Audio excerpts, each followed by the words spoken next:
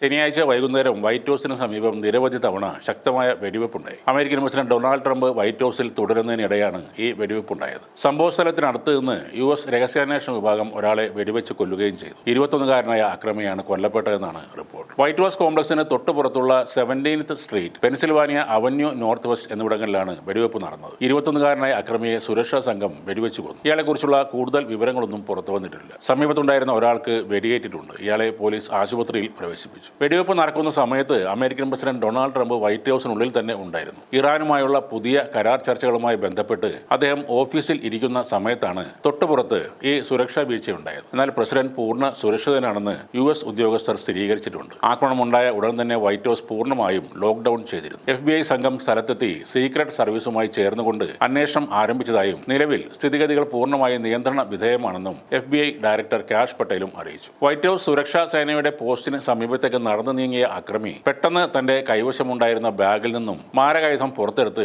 ഡ്യൂട്ടിയിലുണ്ടായിരുന്ന സുരക്ഷാ ഉദ്യോഗസ്ഥർക്ക് നേരെ വെടിയുതിർക്കുകയായിരുന്നു. ഇതാണ് സീക്രട്ട് സർവീസ് ഔദ്യോഗിക പ്രസ്താവനയിലൂടെ അറിയിച്ചിരിക്കുന്നത്. എന്നാൽ ആർക്കും യാതൊരുവിധ പരിക്കുകളും സംഭവിച്ചിട്ടില്ലെന്നും സുരക്ഷാ വിഭാഗം പറയുന്നുണ്ട്. അതേസമയം അമേരിക്കയുമായുള്ള കരാറിന്റെ കരട് ചട്ടക്കൂട് തയ്യാറാക്കി തുടങ്ങിയെന്നും അത് അവസാന ഘട്ടത്തിലാണെന്നും കഴിഞ്ഞ ദിവസം ഇറാൻ അറിയിച്ചിരുന്നു. യുദ്ധം അവസാനിപ്പിക്കാനുള്ള ധാരണാപത്രമാണ് ആദ്യം തയ്യാറാക്കുന്നത്. ശേഷം 2 മാസത്തിനുള്ളിൽ അന്തിമ കരാറിലേക്ക് എത്തുമെന്നാണ് ഇറാൻ പറയുന്നത്. സമാധാന ചർച്ചകൾക്കായി വെള്ളിയാഴ്ച പാക് സൈനിക മേധാവി അസീം മുനീറും ഖത്തറിൽ നിന്നുള്ള നയതന്ത്ര സംഘവും ടെഹ്റാനിലെത്തിയിരുന്നു. ഇവർ മടങ്ങിയതിന് തൊട്ടു പിന്നാലെയാണ് ഇറാനും അമേരിക്കയും ചർച്ചകളിൽ വഴിത്തിരിവ് ഉണ്ടെന്ന് അറിയിക്കുന്നത്. അതിന് പിന്നാലെ ട്രൂത്ത് സോഷ്യലിലൂടെ ഡൊണാൾഡ് ട്രംപ് ഇത് സംബന്ധിച്ച് ഒരു വിശദീകരണവും നടത്തി. സൗദി, UAE, ഖത്തർ, ഈജിപ്ത്, തുർക്കി, ജോർദാൻ, ബഹ്റൈൻ എന്നീ രാജ്യങ്ങളുടെ തലവന്മാരുമായും പാകിസ്ഥാൻ ഫീൽഡ് മാർഷൽ അസീം മുനീറുമായും ഫോണിലൂടെ താൻ സംഭാഷണം നടത്തിയതായി ട്രംപ് അറിയിച്ചു. ഇറാനുമായുള്ള സമാധാനത്തെക്കുറിച്ചുള്ള ധാരണാപത്രവുമായി ബന്ധപ്പെട്ട് എല്ലാ കാര്യങ്ങളും ഈ സംഭാഷണങ്ങളിൽ ചർച്ചയായി. ഇറാനും അമേരിക്കയും മറ്റ് രാജ്യങ്ങളും ഉൾപ്പെട്ട കരാർ സംബന്ധിച്ച് ഏറെക്കുറെ ചർച്ചകൾ പൂർത്തിയാക്കി കഴിഞ്ഞു. അവസാനവട്ട ചർച്ചകൾ പൂർത്തിയാക്കിയാൽ മാത്രമേ